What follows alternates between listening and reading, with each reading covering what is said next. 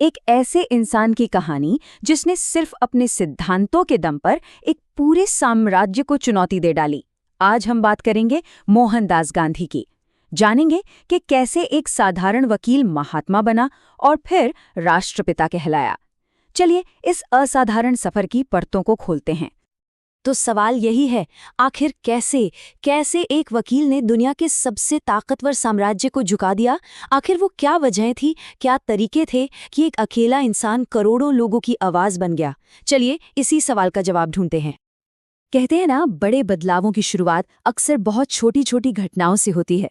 और गांधी के लिए ये कहानी भारत में नहीं बल्कि हजारों मील दूर दक्षिण अफ्रीका की एक ट्रेन में शुरू होती है। एक ऐसा अपमानजनक अनुभव जिसने उनकी जिंदगी की दिशा ही बदल दी। तो सबसे पहले बात करते हैं उस एक रेल यात्रा की जो एक क्रांति की वजह बन गई। ये सिर्फ एक सफर नहीं था, ये अन्याय के खिलाफ एक लंबे संघर्ष की शुरुआत थी। जरा सोचिए, एक नौजवान वकील कानून की पढ़ाई करके इंग्लैंड से लौटा है, एक केस के सिलसिले में दक्षिण अफ्रीका जाता है और सिर्फ उसके रंग की वजह से उसे फर्स्ट क्लास के डिब्बे से जबरदस्ती उतार कर फेंक दिया जाता है। यही हुआ था गांधी के साथ, और जैसा उन्होंने खुद बाद में कहा, ये उनकी जिंदगी का सबसे बड़ा, सबसे अहम मोड़ था। उस एक रात के अपमान ने गांधी को अंदर तक झकझोर दिया और इसी घटना से जन्म हुआ एक नए विचार का, एक नए हथियार का, जिसे उन्होंने नाम दिया सत्याग्रह, यानी सत्य की शक्ति। ये कोई आम विरोध नहीं था, ये अन्याय से लड़ने का एक बिल्कुल नया तरीका था जहां हिंसा के लिए कोई जगह नहीं थी। तो भारत आने से पहले दक्षिण अफ्रीका ही गांधी के लिए एक तरह की लैब बन गया। यहीं पर उन्होंने अपने इस नए हथियार सत्याग्रह को आजमाया, उसे परखा और उसे एक असरदार ताकत में बदला। और ये सब रातों रात नहीं हुआ, ये एक बहुत सोची समझी रणनीति थी। देखिए, सबसे पहले उन्होंने नटाल इंडियन कांग्रेस बनाकर लोगों को एक साथ जोड़ा। फिर इंडियन ओपिनियन अखबार के जरिए अपनी बात रखी। फीनिक्स आश्रम बनाया जहां उनके विचार असल जिंदगी में उतारे जा सके। और फिर जाकर 1906 में उन्होंने पहली बार सत्याग्रह का इस्तेमाल किया। अब साल था 1915। जब गांधी भारत लौटे तो वो सिर्फ एक वकील नहीं थे, वो अपने साथ 20 साल का तजुर्बा और सत्याग्रह जैसा एक आजमाया हुआ हथियार लेकर आए थे। अब असली चुनौती थी इस हथियार को भारत की जमीन पर एक बहुत बड़े लेवल पे इस्तेमाल करने की।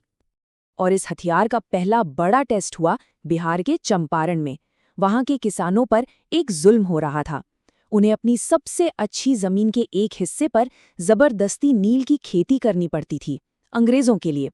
गांधी ने किसानों का साथ दिया और सत्याग्रह ने भारत में अपनी पहली बड़ी जीत हासिल की। चंपारण की जीत सिर्फ एक आंदोलन की जीत नहीं थी, इसने ये साबित कर दिया कि सत्याग्रह काम करता है और देश को एक नया लीडर भी मिल गया।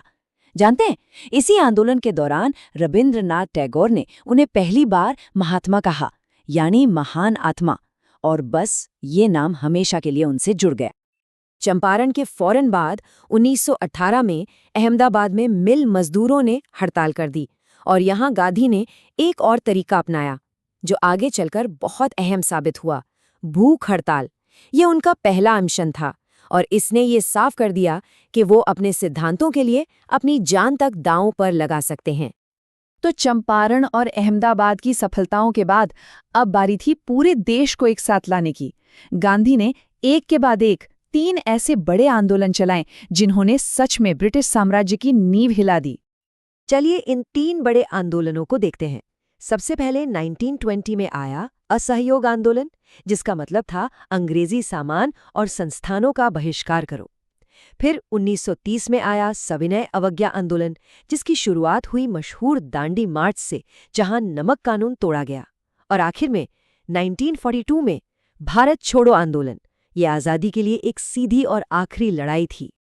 लेकिन एक चीज गांधी के लिए सबसे ऊपर थी, अहिंसा, नॉन वायलेंस। और इसका सबूत 1922 में मिला, जब चौरी चौरा में भीड़ हिंसक हो गई और उसने एक पुलिस थाने में आग लगा दी। जानते गांधी ने क्या किया?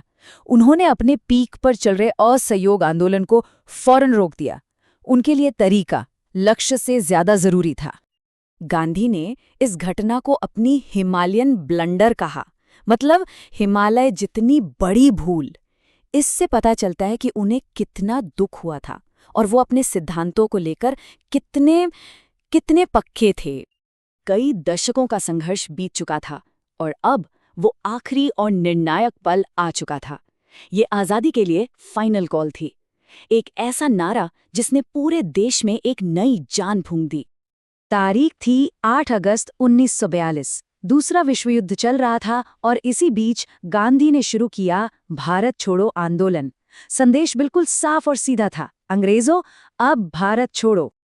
और इसी आंदोलन में उन्होंने वो नारा दिया जो इतिहास में अमर हो गया, करो या मरो। इसका मतलब था कि अब या तो हम भारत को आज़ाद कराएंगे या फिर इसी कोशिश में अपनी जान दे देंगे। मतलब अब पीछे हटने का कोई सवाल ही नहीं था। गांधी की पूरी जिंदगी संघर्ष और कुर्बानियों की कहानी है, लेकिन इन्हीं कोशिशों का नतीजा था एक आज़ाद देश का जन्म।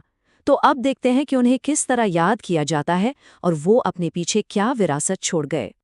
गांधी को कई नाम मिले जो दिखाते हैं कि लोग उन्हें किस किस नज़र से देखते थे। रविंद्रनाथ टैगोर ने उन्हें महात्मा कहा, सुभाष चंद्र बोस ने उन्हें राष्ट्रपिता कहकर बुलाया, तो वहीं उनके एक बड़े आलोचक विंस्टन चर्चिल ने मजाक में उन्हें अधनंगा फकीर तक कह दिया। ये सारे नाम उनके जबरदस्त ग्लोबल इम्पैक्ट को दिखाते हैं। और सोचिए, जब 1947 में देश आज़ाद हुआ तो गांधी दिल्ली में जश्न नहीं मना रहे थे, वो बंगाल में दंगों की आग बुझाने की कोशिश कर रहे थे। 30 जनवरी 1948 को उनकी हत्या कर दी गई। आज उनका जन्मदिन 2 अक्टूबर पूरी दुनिया में international day of non violence के तौर पे मनाया जाता है और उनकी पुण्यतिथि 30 जनवरी भारत में शहीद दिवस के रूप में। और ये सब हमें एक आखिरी और बहुत अहम सवाल पर लाकर छोड़ देता है। आज की दुनिया में जहां चारों तरफ हिंसा और टकराव है, क्या गांधी के सत्य और अहिंसा के विचार आज भी उतने ही जरूरी हैं? क्या वो हमें आज भी कोई रास्ता दिखा सकते हैं? ये एक ऐसा सवाल है जिस पर हम सबको सोचना चाहिए।